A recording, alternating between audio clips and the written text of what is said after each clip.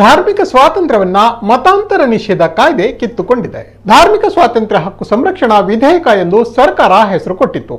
ಆದರೆ ಈ ಕಾಯ್ದೆ ಧಾರ್ಮಿಕ ಸ್ವಾತಂತ್ರ್ಯವನ್ನ ಕಿತ್ತುಕೊಳ್ಳುತ್ತಿದೆ ಎಂದು ಕ್ರೈಸ್ತ ಒಕ್ಕೂಟದ ರಾಜ್ಯ ಅಧ್ಯಕ್ಷ ಪ್ರಶಾಂತ್ ಚತ್ತನ್ನ ಆಕ್ಷೇಪ ವ್ಯಕ್ತಪಡಿಸಿದ್ದಾರೆ. ಉಡುಪಿಯಲ್ಲಿ ಸುದ್ದಿಗಾರರ ಜೊತೆ ಮಾತನಾಡಿದವರು, ಮೂಲಭೂತವಾದಿ ಸಂಘಟನೆಗಳು ಕಾಯ್ದೆಯ ದುರುಪಯೋಗ ಮಾಡುವ ಅಪಾಯವಿದೆ.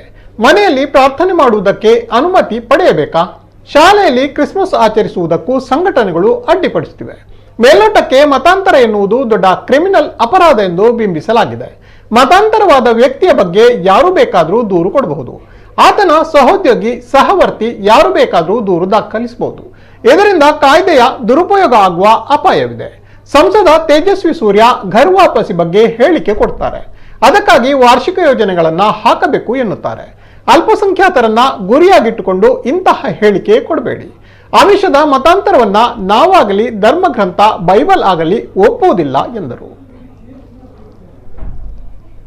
ಧಾರ್ಮಿಕ ಸ್ವಾತಂತ್ರ್ಯ ಹಕ್ಕು ಸಂರಕ್ಷಣಾ ಕಾಯ್ದೆ ಅಂತ ಹೇಳಿ ಒಂದು ಹೊಸ ಕಾಯ್ದೆಯನ್ನು ಸರ್ಕಾರ ಇಂಟ್ರೊಡ್ಯೂಸ್ ಮಾಡಿದೆ. ಈ ಕಾಯ್ದೆಯ ತಲೆಬರಹ ಮಾತ್ರ ಸ್ವತಂತ್ರ ಅಂತ ಹೇಳುತ್ತದೆ. ಆದರೆ ಕಾಯ್ದೆಯ ಒಳಗಿರುವಂಥ ಅಂಶಗಳು ನಮಗೆ ಧಾರ್ಮಿಕ ಸ್ವಾತಂತ್ರ್ಯವನ್ನು ಕಿತ್ತು ಹಾಕುವಂಥ ಒಂದು ಕಾಯ್ದೆಯಾಗಿದೆ. ಅಷ್ಟು ಮಾತ್ರವಲ್ಲ, ನಮ್ಮ ಉಡುಪಿ ಜಿಲ್ಲೆಯ ಕುಂದಾಪುರದಲ್ಲಿ ಮನೆಯಲ್ಲಿ ಕ್ರಿಸ್ಮಸ್ ಮಾಡಬಾರ್ದೆಂಬುದಾಗಿ ಇಲಾಖೆ ನೋಟಿಸ್ ಕೊಟ್ಟು, ಒಂದು ವೇಳೆ ಅವನು ಮಾಡಬೇಕಾದ್ರೆ ಹೈಕೋರ್ಟಿಗೆ ಹೋಗಿ ಪರ್ಮಿಷನ್ ತೆಗೆದುಕೊಂಡು ಇವತ್ತು ಕ್ರಿಸ್ಮಸ್ ಹಬ್ಬವನ್ನು ಆಚರಣೆ ಮಾಡುವಂಥ ಒಂದು ಪರಿಸ್ಥಿತಿ ಇವತ್ತು ನಮ್ಮ ರಾಜ್ಯದಲ್ಲಿ ಬಂದಿದೆ. ಇದೆಲ್ಲ ನೋಡುವಾಗ ಈ ಒಂದು ಕಾಯ್ದೆ ಹೇಗೆ ಅಂತ ಹೇಳಿದ್ರೆ, ಇದೊಂದು ಧರ್ಮವನ್ನು ಅಥವಾ ಒಂದು ವಿಶೇಷವಾಗಿ ಕ್ರೈಸ್ತ ಧರ್ಮವನ್ನು ದಮನ ಮಾಡಲಿಕ್ಕೆ ಮಾಡಿರುವಂಥ ಒಂದು ಕಾಯ್ದೆ.